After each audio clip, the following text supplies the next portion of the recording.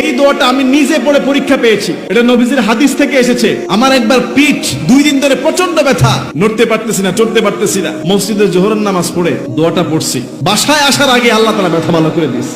আমাদের অনেকের মাথা ব্যথা হয়, শরীর ব্যথা হয়, হাঁটু ব্যথা হয়, কোমর ব্যথা হয়, পিঠ ব্যথা হয়। ব্যথা হয় কিনা? আজকে আপনাদেরকে একটা দোয়া শিখিয়ে দিব, ব্যথা ভালো হওয়ার দোয়া। সেই দোয়াটা আমি নিজে পড়ে পরীক্ষা পেয়েছি। নবী সাল্লাল্লাহু আলাইহি সাল্লাম বলেছেন, ব্যথা যেই জায়গায় হবে হাত রেখে প্রথমে বিসমিল্লাহ পড়বেন 3 বার।